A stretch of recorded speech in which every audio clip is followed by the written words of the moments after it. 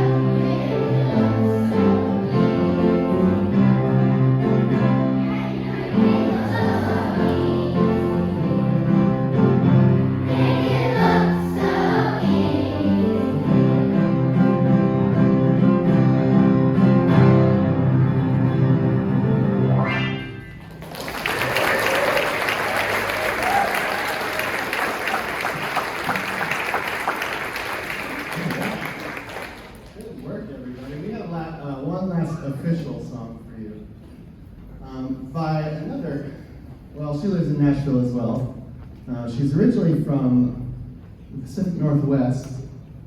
My wife went to Western Washington in Bellingham, Washington, and she used to see her playing coffee shops before she was winning Grammys. But this is a song by the incomparable Brandi Carlile, who is so talented and so prolific and just can really tug on your heartstrings. And to that end, our song that we're going to sing by her is called Keep Your Heart Young. It is a reminder to all grown-ups of what's really important, and I can't wait for us to sing it for you I should tell you though, if you don't know, when students at Newman get to 4th grade, they graduate from my classroom music setting, and they go to the performing fine arts of their choice. So they choose either band for a year, or choir for a semester, and drama for a semester. So, unfortunately, this is my last performance of them before they move on to 4th grade. And it's been such an honor and a privilege to work with these children. And 5 years it's been an interesting ride. And I'll talk about that after this song. But without any further ado, here is Keep Your Heart Young by Brandi Carlile.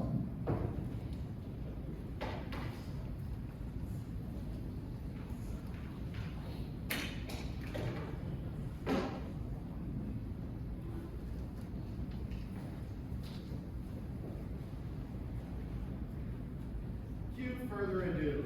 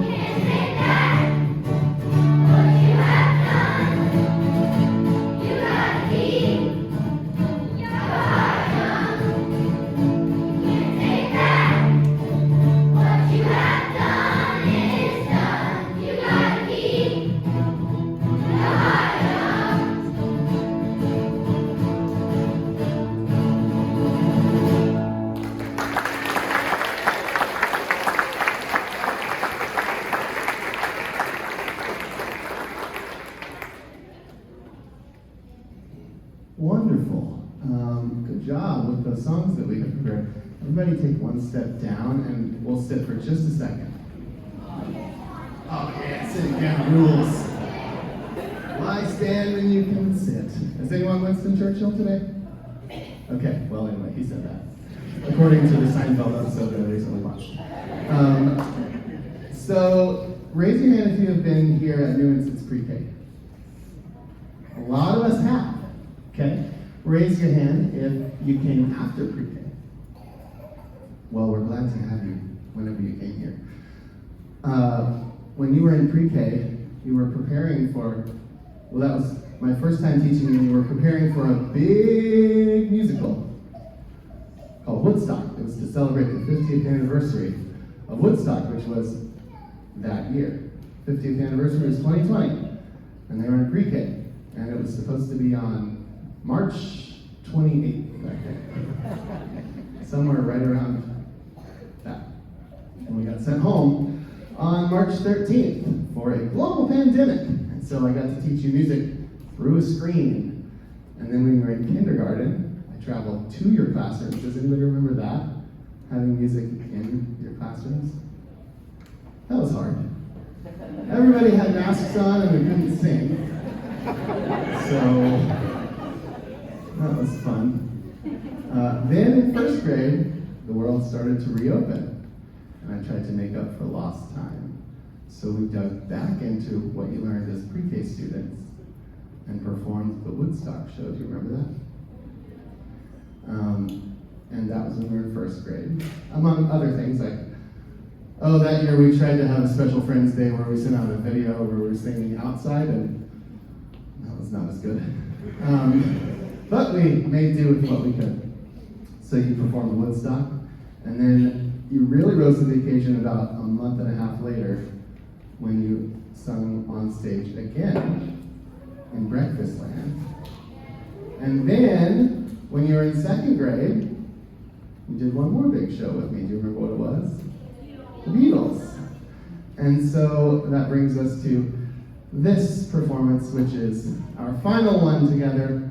And I want you to know it's been such a fun journey working with you, even the parts that weren't fun, like wearing masks in music class. And this was not rehearsed or planned, really. I just kind of got this idea this week, but if you were here in first grade, this is like probably the last chance I'll get to do this, so let's take a trip back to Breakfast Land. And we'll close our show with Brandi saying, well, if you remember Breakfast Land, check out. If you weren't here in first grade, that's okay.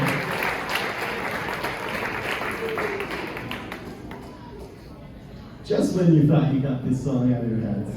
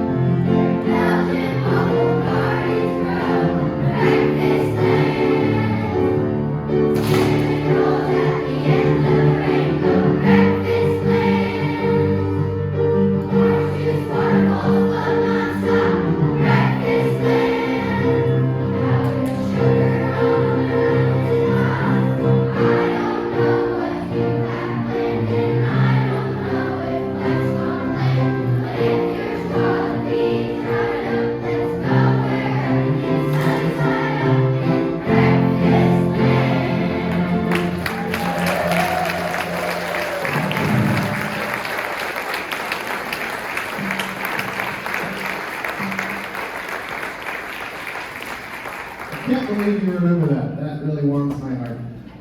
Thank you for coming, everybody. I'm going to turn it over to Mrs. Zetzman to tell you what comes next.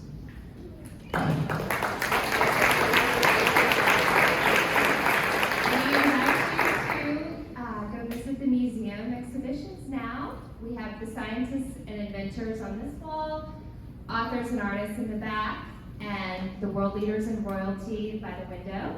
In the Crescent City classroom, we have the musicians and entertainers. The Cajun Crew room has the athletes, and the Adventure room has the trailblazers and activists. We are very excited for you all to see. Thank you for coming.